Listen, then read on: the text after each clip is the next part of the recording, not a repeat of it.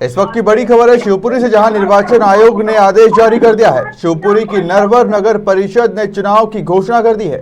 6 मार्च को वोटिंग और 9 मार्च को मतगणना होगी। वहीं हाईकोर्ट की ग्वालियर बेंच ने ये चुनाव का आदेश दिया था। नगर परिषद ने चुनाव को लेकर याचिका लगाई थी हाईकोर्ट में। इसी मुद्दे पर तमाम जानकारी के लिए हमारे साथ जुड़े हैं संभागीय हेड इमरान खान। इमरान, बताइए हाईकोर्ट का क्या आदेश सामने आया है?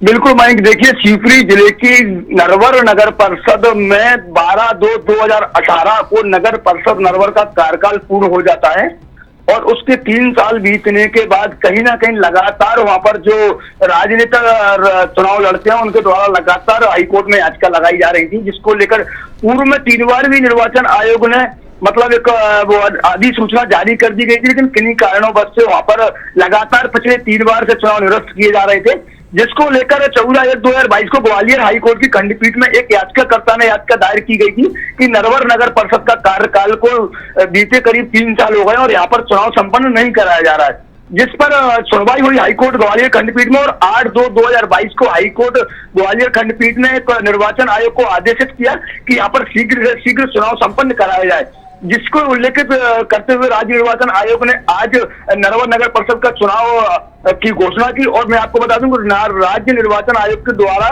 जो नरवर के नगर परिषद के आम निर्वाचन 2022 के लिए कार्यक्रम घोषित कर दिया गया है, वो इस प्रकार है कि 6 मार्च को सुबह 7 बजे से शाम 6 बजे तक वहां पर जो है कि चुनाव संपन्न कराया, मतलब वोटिंग की जाएगी। और सचिव राज्य निर्वाचन आयोग BS जामोद ने जो जानकारी दी है कि निर्वाचन आयोग की सूचना का प्रकाशन और नाम निर्देशन पत्र 11 फरवरी 2022 से लिए जाएंगे।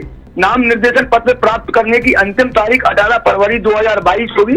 इस दिन अपराह्न 3 बजे तक नाम निर्देशन पत्र लिए जाएंगे। नाम निर्देशन पत्रों की समीक्षा 19 फरवरी को होगी।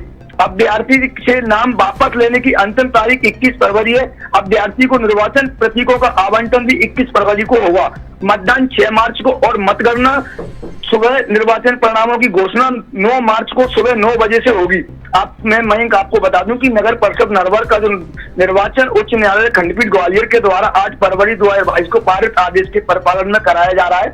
नगर परिषद के अध्यक्ष एवं उपाध्यक्ष पद का निर्वाचन निर्वाचित पार्षदों द्वारा अप्रत्यक्ष रूप से कराया जाएगा, क्योंकि जो कमलनाथ सरकार के द्वारा 2019 में जो संविधान लाया गया था कि नगर परिषद में जो अध्यक्ष उपाध्यक्ष होंगे वो पार्षदों द्वारा होंगे, उसी को देखते हुए चुनाव संपन्न कराया जा रहा है। निर्वाचन 1 जनवरी 2022 की प्राथमिकता मतदाता सूची के अनुसार 31 अक्टूबर 2014 में प्रकाशित महापौर अध्यक्ष पद के आरक्षण एवं कलेक्टर शिवपुरी द्वारा कराए गए वार्डों के आरक्षण के अनुसार कराया जाएगा।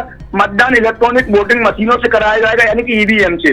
निर्वाचन कार्यक्रम की घोषणा के साथ ही संबंधित नगरीय निकाय के क्षेत्र में आदर्श आचार संहिता प्रभावशाली हो गई है और निर्वाचन प्रक्रिया में कोविड गाइडलाइन एवं प्रोटोकॉल का पालन सुनिश्चित करने के चुनाव आयोग ने बिल्कुल स्पष्ट तरीके से जिला कलेक्टर को निर्देशित किया है।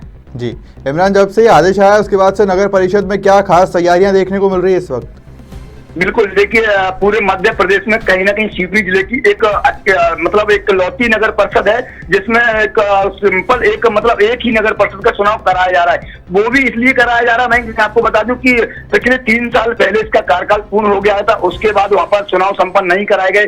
कहीं तो कोविड का हवाला दे दिया जाता था, कहीं किसी और का, तो उसको लेकर 3 बार और निर्वाचन आयोग ने इसकी अधिसूचना जारी की थी, लेकिन चुनाव संपन्न नहीं हो पाए थे। तो कहीं ना कहीं याचिकाकर्ताओं ने हाईकोर्ट गए और हाईकोर्ट के बाद कहीं ना कहीं फैसला जो हाईकोर्ट का निकल कर आया वो इसलिए चुनाव संपन्न कराया है। और अब सरगर्मियां जो चुनाव की होती हैं, प्रत्याशियों में भी सरगर्मियां तेज हो गई हैं और नरवर नगरीय क्षेत्र में भी एक जनता के बीच में प्रत्याशी अपने मान लीजिए कि आज से ही वो अपने उसके लिए प्रभावशाली हो गए और लगातार पिछले कई साल 3 सालों से लगातार प्रत्याशी जो तैयारी कर रहे थे वो कहीं ना कहीं आज से सक्रिय हो गए। और निर्वाचन आयोग की जैसे ही घोषणा हुई, जैसे ही जो वहां पर कैंडिडेट यानी कि चुनाव लड़ने वाले जो प्रत्याशी हैं वो अपने अपने स्तर से सक्रिय हो गए और जनता के बीच में पहुंचने लगे हैं। और 6 मार्च को जैसे ही वोटिंग और 9 मार्च को जो रिजल्ट आएगा उसके बाद में अध्यक्ष और उपाध्यक्ष जो है वो अभी तो पार्षदों का जो चुनाव जनता के द्वारा होगा उसका पार्षद अध्यक्ष और उपाध्यक्ष का चुनाव संपन्न कराएंगे। तो कहीं ना कहीं नगर परिषद नरवर में एक सरगर्मियां तेज हो गई हैं और जो प्रत्याशी लड़ने वाले हैं पार्षदी के या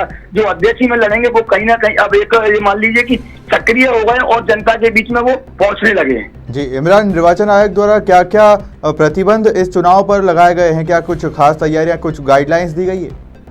बिल्कुल मयंक, देखिए स्पष्ट आदेश जो निर्वाचन आयोग बीपीएस जी का आया है उसमें स्पष्ट उल्लेखनीय किया गया है कि ये भी कोविड प्रोटोकॉल की जो गाइडलाइन सरकार के द्वारा जारी की गई है उसी को लेकर चुनाव संपन्न कराया जाए। उसका चुनाव जो कोविड का है उसका बिल्कुल विशेष ध्यान रखा जाए और इस बार जो वोटिंग का जो समय दिया गया है वो कहीं ना कहीं बढ़ा दिया गया है और कोविड गाइडलाइन के अनुसार जो वोटिंग होगी तो कहीं ना कहीं टाइम लगेगा, जिसको लेकर सुबह 7 बजे से और शाम को 6 बजे तक यहाँ पर वोटिंग कराई जाएगी। तो चुनाव निर्वाचन आयोग ने स्पष्ट तरीके से कलेक्टर शिवपुरी को निर्देशित किया गया है कि कोविड प्रोटोकॉल का नियमों का ध्यान रखते हुए यहाँ पर चुनाव संपन्न कराया जाए। किसी भी तरह की बाल विवाद की स्थिति ना बने उसको बिल्कुल ध्यान में रखें, क्योंकि पूरे मध्य प्रदेश में इकलौती नगर परिषद नरवर है जहाँ पर यह चुनाव संपन्न कराया जा रहा है। तो कहीं ना कहीं कलेक्टर ने भी अनंत पनन में समस्त नरवर के एसडीएम, तहसीलदार एवं समस्त विभागों के अधिकारियों की बैठक लेकर और अभी बैठक जारी है और बैठक में स्पष्ट निर्देशित किया गया है कि जो चुनाव संपन्न होना है वो कहीं ना कहीं एक बिल्कुल जो निर्वाचन आयोग के नियम है उनके अनुसार संपन्न कराया जाए, किसी भी तरह की